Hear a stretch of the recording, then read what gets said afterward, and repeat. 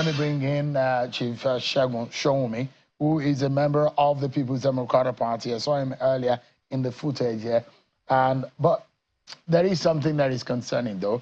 Why does it seem that there is a confusion as to the Supreme Court verdict? Well, thank you very much. There's really no confusion.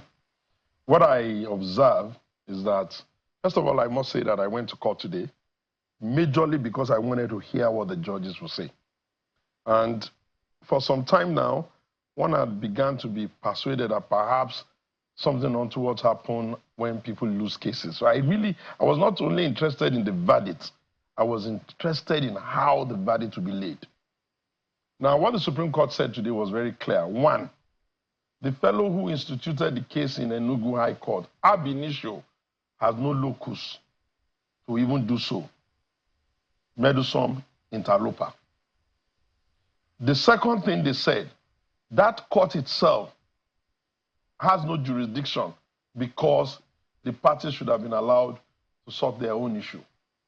The court then went further to say they overturned the High Court judgment. Then the learned judges then went and said, on the Court of Appeal, there was 2 against 1. They overturned the majority and upheld the minority. In fact, they spoke to him about the sound judgment of their brother, Kanem. Then they then went to the Supreme Court and said they grant the relief sought by Anyanwu. Now, most people who are even commenting on it were not in court. The court said they will get a copy of the judgment within a few days, which I'm sure maybe when they get the certified true copy, they will find out what really was said. But what was interesting for me, Sowunmi, was that, I can't remember his name now, the judge went to field to try to tell us that every time we come to court and they have to give us judgment, that they are very much aware of the fact that society must, believe in the judgment, but that they are restrained by the fact that it's only the facts before them that they will adjudicate on, and that they will do it to the best of their ability and in truth, even understanding that they are standing in some kind of role on behalf of God. He then went a step further to tell us by quoting one judge in Europe or America, one of the very first judges to become Supreme Court, who was black, and then said that was a classmate of the Obi Obonicha.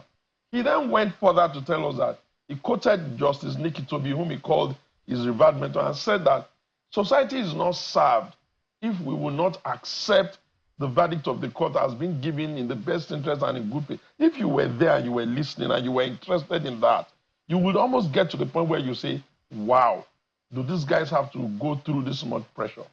Okay, the judgment has been given. We know that it clearly says he has granted those relief. He has thrown up. He's called one person Medusum interloper. He's called another one a busybody. Lo and behold, the National Working Committee of our party has not met. They have not, our legal advisor has not even gotten a certified true copy. And before you know what is happening, some fellow is claiming to be speaking on behalf of the NWC and writing and impugning into a judgment what is not there. So just for a moment. So what Mr. Debo Ologunagba, who is it? I'm believing that you are referring to Mr. Ologunagba's statement. Was it the one that wrote that? Yeah. So let me read out a portion of what he said today in that statement, and I'm quoting him now. It says, quote, today's judgment of the Supreme Court reaffirms the standing position of the party and emphatically settles the emergence of Right Honorable S.K. Ude Okoye as a substantive National Secretary of the PDP, having been duly nominated, endorsed, and ratified through the internal mechanism of the PDP statutory organs and bodies in line with provisions of the PDP Constitution as amended in 2017. The party went further to say, for clarity, the NWC at its 576 meeting held on the 11th of October 2023 directed the Southeast Zonal Executive Committee to nominate a replacement for Senator Samuel Anyanwu upon Senator Anyanwu's nomination as a governorship candidate of the PDP to contest the November 2023 governorship election in Imo State. End of quote. Those are the words of Debo Ologunagba. The first question you will ask, is this in the judgment?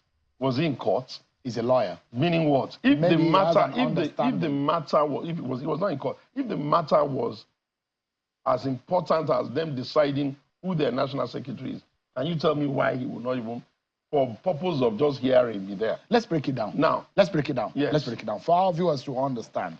What are the prayers and the relief being sought by? Because Mr. Anyanwu failed at the trial court. He failed at the appellate court. And there's now confusion as to whether or not the Supreme Court outrightly said reinstate Samuel Anyanwu. Did the Supreme Court say that? There was no need for them to say that. When you read the judgment, you will know that there was no need. If they are confused, when they get the certified true copy, they can go back to the Supreme Court for interpretation. But the fact is that the court said while I was there that you can't build something on nothing. The court went to the base of that case, which is what happened at the Federal High Court in Enugu, and totally threw it away. The court went even a step further by saying that they are refusing and overturning the judgment of the Court of Appeal. No Supreme Court will go to that extent if they were going to become, let's break it down for our viewers to academic exercise. For you were in court and I'm happy. There. So let's look at the meat of the matter. Yes. Because the fact presented before the court and the prayers presented before the court, the appeals presented to the Supreme Court is what the Supreme Court is going to hear. Exactly. Now, first and foremost, the court's position is that the principle of internal politics should be upheld. The parties should be able to administer dispute resolution by itself. First and foremost, the party has said you cannot run for a political office while still holding on to the party's national office. That is the position of the NWC. So with due respect to them, that's not correct. We've had a lot of governors, some people that are even in office now, who were holding party offices until they won the election. The painful thing is that those who seek to now pretend as if that is the position of our law were the ones, the Udeokoye Secondus led NWC at that time. They were the ones that even introduced that strange clause to protect themselves. And now, mine is that, Sowunmi, do you know what was most nerve-wracking for me? I feared, and to the Justice of the Supreme Court, I thank you so much, I feared that they may have even been locked up in court, will do all of their processes and all that, and before we know it, we'll have a Zankpara situation, which will be after candidates have emerged, they will tell us that we have built nothing on nothing, because you can't build something on nothing. Now that the court has rested that, what I was hoping, which was my charge to leaders and all that, look, we need to settle down now. It doesn't matter. Their tenure will finish in December anyway. Why don't you just let's take it easy with ourselves, go and take the court judgment. At least we know that if they sign a document now, INEC is not under obligation to say that there's a court order preventing them from having it, and go and build the party. We're hemorrhaging, mostly because of those who claim that they want to leave the party, also being the same one that are insisting that whenever they don't get judgment, the judgment is perfect. And I don't think that it is fair to everybody. When they come back, they are the NWC. They have a right to come and sit in NWC. They have a right to look at the judgment. They have the right to take notice of the judgment. They have a right to the next day in the morning, now that the court has told them they have those powers to do internal issues, to figure out internal ways to do all of it. But it is wrong. No national publicity secretary should seize the party handle and begin to appropriate himself more than what his roles and responsibilities are. Should I allow you to weigh in on Rivers matter, Mr. Sowunmi? Well, thank you. You know, because in Ogun State, we had the G15 situation with Egbetokun when Governor Daniel was there, when there was an impeachment. And for a very long time, we had that in Baglo too there. I know how much work we did to even be able to get the last budget of the Daniel Nigerian Power. So sometimes one has a bit of things to say. I think whatever it is that has happened in Rivers, I hold the Rivers elders fully responsible for their inability to understand that at the heart of this challenge is that there is no court in the world that will agree that 3 people can constitute an assembly. However you prime it, that was where the problem was likely going to be. And rather than them figure out a way to close gap with brothers, to get them to be friends, they kept pumping each side on. And the result is that, obviously, they've gotten a state of emergency. I do not agree with the state of emergency, only insofar as I do not believe that we should create a precedence that can allow people to use Section 305 anyhow they want. For want of calling it annoying, let's even say that considered that the president got some kind of security report that made that so. Did that security report also say that the legislature should be cancelled?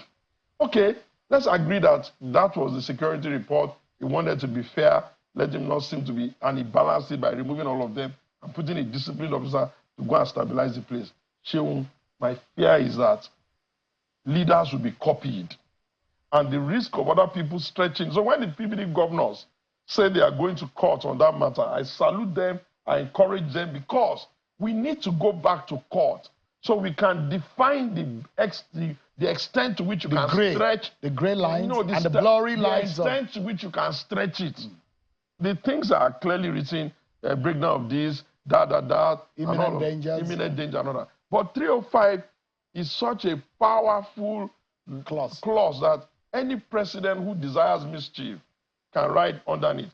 The greatest culprits are the National Assembly, because you would have expected that the National Assembly, who is not deaf to the thoughts of the people in the society, would at least have allowed some robustness. We will see people arguing for, arguing against, and even if he is going to pass, it will pass via a clear, proper vote. People will see that the society has not been hijacked. The way the assembly has behaved in this situation makes everybody scared that we are in a situation, makes everybody scared that we are now in full-fledged democratic dictatorship, and that nobody must agree. Because we don't want breakdown of law and order, the PDP governors are right to go to court. And I will advise Governor Similaye, always remember that the journey from home is not that far. No matter how you are in Timbuktu or you are in Australia, there's always a way to go back home. If a child has a challenge that is becoming difficult for him, you have tried to be brave and it's not working. You must remember that all 40 or so of you, 30-something House of Assembly, 3 senators, 9 reps, 1 governor, all of you were from the same stable. You can't be that angry to the extent that you don't believe that there has to be a space where you guys can agree among yourself and manage yourself. And he's not the first and only person that will be helped into power. Why is there no crisis in Kanu? After Kwankwaso helped Abba into power. Why is there no crisis in Akwa Ibom? Why is there no crisis in Bayelsa? I know what's reacting to this indeed to install the. So I'm thinking that somehow the leaders and the elders of Rivers were pumping them, making them more angry with themselves, getting them to do until now the president has done this. So I mean, look at what Chief Sarah Igbe, quickly before we go on break. He said there is still no fairness in the balance of the discipline that has been meted out. I hear him, but what he doesn't understand is that the president, with due respect, who then decided based on the Supreme Court judgment and the fact that they were all running away from themselves instead of just quickly agreeing that they're going to take the budget and start implementing, took that decision. No guarantee. His name was not there. The only thing you are asking is, and this weekend matter is tiring. Because if you tell them, okay, I hear that you don't like him, but that doesn't mean he's wrong. They say he has paid you. If you tell them, if you are strict on him on an issue, they start clapping. But that's not how a leader behaves. A leader must be fair, must be balanced, must be influenced by the fact of the matter. If the president wants to do a cabinet reshuffle, maybe he may be persuaded that he wants to drop again, but that's not the issue on the table. So the president would have then said, oh, I'm declaring the state of emergency in Rivers, assuming he said that, and in the same vein, I'm dropping my minister. What do people think the presidential power and responsibility is about? He could have told Wike, take it easy with them, but you don't know what he told him in the back. He could have told him, like, take it easy with your boss. Look, I started believing that we now need some very strong reorientation with bite. We are running the risk that underneath the process of everybody can talk anyhow, we're instigating our country to a point where we will probably never have peace. And unfortunately, back to the issue, if the judiciary speaks, If the court speaks, no matter how upset you are, you must accept. The reason is that we will run the risk that the only thing that will be happening in our country will be, oh, there is a crisis, because we are insisting that we will be right, even when the court says we are wrong. Let's take a moment, please. We'll go on a break, and when we return, our conversation continues. The PDP is in turmoil. Rivers State is in turmoil. Sowunmi will be concluding his thoughts after this break on these matters. Join us again. Thank you so much, everyone, for staying with us. Chief Sowunmi is a member of the People's Democratic Party. Probably so.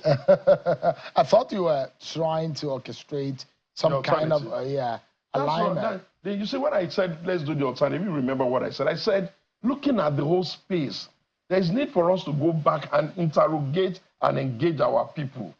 Are they going to agree that they won't even be coming out to vote? Then what's the point? Are they going to insist that they have to be paid for every vote? Then how do we even get good leaders? Are they going to insist that they themselves will not even be brave enough to contest? These were the issues. And in the process, one must be scared. If what is being rumored be true, that all the parties are going to be prevented from doing primaries or whatever the hell, which I doubt can ever happen in PDP, are we now going to be in a one-party state that there will be no opportunity for alternative viewpoint? So we are creating the possibility of dialogue, not of anger, not of malice, not of vengeance, but to say this democracy that we're practicing, it is to survive. We must go back to the people. We must speak to them. We must encourage them. And we must reduce the need to always shame our country. And look at what's going on in the geopolitics of the world. The world doesn't have time for any other person. Everybody is so selfish, so to speak. Are we going to be a big nation that will just wake up every morning? If the court tells us it's left, we'll say we don't agree. If they tell us it's right, we'll say we don't agree. What are we trying to do here? So that's what the alternatives are about. But definitely, anybody who is still banking on me to join people on... And El-Rufai and Atiku are now sitting on the same chair, on the same table, and looking like they're working together. Yes, they are. He's moved to this SDP. And you now see you're hearing a Fayemi, hearing an Amechi, hearing a backdoor alignment. What kind of feeling does that give you? Politicians are funny. They will talk and talk and talk and talk. When it becomes time for them to say, where is the game? You will find them start crawling away from what they say they mean. You have to give it to Nasiru El-Rufai. At least he had the courage of conviction to say, my party I'm no longer doing. Now I am in SDP. Why are the others? They are still having a conversation on where should we go, where would we go, should it be this, what about this, in case it's this. That's one on one side. There's still the conversation on who will even lead. Are we going to say that, okay, they're going to be angry with the president to such a point that the only thing that will be on the table is vengeance, without an interrogation of their capability and the competence to even improve on what they are complaining about? So, Sheung, we will see how it goes. I'm an opposition person because PDP is in opposition. But I'm not going to happily desire that PDP should go down for anybody. The People's Democratic Party of Nigeria, registered and has been existing since 1998, will have to figure out a way to overcome its own issues and then be ready. And let me tell you something, over the weekend, before the weekend, last week, I went back home to have a meeting in the grassroots just to listen. You could see the energy of my people dancing, singing PDP. So I looked at them and said, wow. You people still have this kind of energy for PDP, and we have not won an election in Ogun State since 2011. And yet, every household, every corridor, every corner, there are people doing PDP. Is it that kind of party you wish away? All the issues you are saying about PDP. We did a congress, we did a primaries to install somebody, to pick somebody in Edo. We had the presence of mind to pick Aswe Godalo, such a brilliant guy. We did one in Bayelsa. We had the luck of winning that one. We did one in Edo. We did one in Kogi. We're going to do another one in Osun. So what I have been trying to say, which some of my friends are not happy with, they want me to just join them and say, this is bad, this is bad. So you're not going to leave the PDP? It will be very hard. And if I am to leave, I'm not going to follow a bunch of meanderers who will say they are here today, tomorrow they are. I've been a stable person. What does it take to be able to give a good fight as opposition against the ruling party in the next general election? I think that the two things we need to consider is, we need to, first of all, decide that what the country is saying, some section of the country, which is that they want the South to complete their turn. Are we interested? If we're interested, we should be looking in the direction of men like, if we want, the ones that are already indicating presidency, maybe Peter. If the ones that has not indicated president, maybe somebody like Tunde Bakare. If they say, okay, look, we are not under obligation to zone according to you people. Every political party should do its zoning as it wish. Then we'll have to look at the North. Because that's one location where we can easily get cheap numbers and then we can make it up somewhere else. But we can't be planning an election in chaos. And Nigerians are not interested in people who just want to win for winning's sake without smart ideas of how they can make things better. People are, look, the last survey result I saw, 75% of the electorate today say they are not even interested in voting. They're losing hope. Now, okay, I ask you, if they lose hope in democracy, what other fancy ideas of selection of leaders have we invented? So you can see the struggle to say that, take it easy with yourself. Oh, somebody is secretary. What is secretary? Worst case scenario, we'll sit down there for until they finish their tenure. I've been screaming on the party, let's reform. We wasted damn 2 years. Can that happen? You're just in a dreamland. Well, the thing is that, look, I'm not young. At some point in time, I'm going to ask myself that, have I given my all to this idea of saying, let us build it to last? And when I get to that, they know me. I will have the courage to tell them I'm done, and this is where I'm going. But for now, I'm just obsessed with the idea that the parties in America are 100 and something years old. You think that if they had been disturbing their party every 25 years, they will have a long party? Even the ones that is in China, the Chinese Communist Party, is almost 104 years old. The ANC is well over 120 something years old. Why should you people in Nigeria not agree that you can build to last? So those who APC say, has only been in power for 10 years. People, damn it, we were there for 16. So those who are of the opinion that if the opposition does not organize properly and not adequately use science and data to be able to organize properly, we will lose. Bola Tinubu and the APC will lose. So no, I'm asking. So the question is about opposition voice and opposition activism in our politics. The fact that you've got to put the ruling party on its toes to be able to perform. The ruling party should not be too comfortable to think that there are no they won't be pushed to do it. But the question is, let me tell you how that is the opposition organizing or realizing that tendency? Over a period, we have created a culture of an assembly, the Senate and the Rep, where they're only eager to agree with themselves for patronage. And I think that what we can do from what we're seeing now is begin to send better quality men on behalf of parties so that even when they want to oppose, they will oppose intelligently. They may be shut down. That's one. Because if you have an assembly where people are supposed to consider issues and everybody is just happily saying, the years have it, for something as offensive as a state of emergency, you know that it's all but gone. For the PDP, because it's a legacy party, it has been around since 98. All it has to do is go back to the drawing board, forgive itself, heal its own wounds, and stop fighting as if fighting 100% of zero is smart.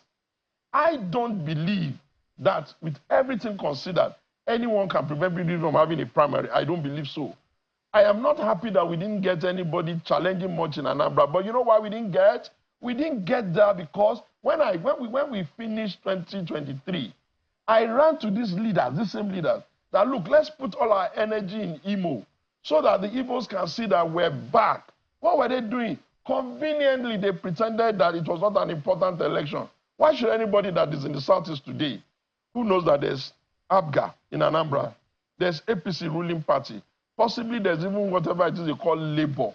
Why should anybody be? So we need to go now. Yeah, we can go. Is there one individual that can help fix your party? Because it does look You know, if I told you who can fix it, they would be angry. Who is the person? No, let me just say that. In Yoruba, people used to say that there's a child you have, and the elders will say, Omo kan bi igba omo. Igba in Yoruba land is 200. They will say, you have one child. It's the equivalent of 200 children. And who is this child? Who is the person? His name is Wike. I wish he was not in APC. I guarantee, I don't know him that well. Bukola Saraki cannot do it? No, the problem with Bukola is I think Bukola has just seen that, one, how could they have even lost 2023? Two, Why should he even be dissipating energy on people that are not serious? And probably he's thinking that, well, if they are not interested... So Wike is a solution to PDP's No. problem. What I meant is that because he's still a member of the party, I guarantee you he's not here.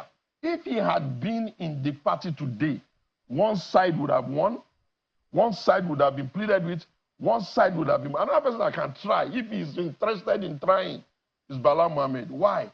Because when I go around across the broad spectrum of intelligent people in the country, they like him. We have enough stars. We borrow APC. Thank you so much indeed. Always a pleasure having you. It's a pleasure, but I'm not happy. I want my party back. Get your party, and you can go to on ChatGPT or Grog on Twitter and say, how best can you savage PDP? I'll try. Thank you so much, everyone, for watching. I'm sure Hakim Alaye. God bless Nigeria.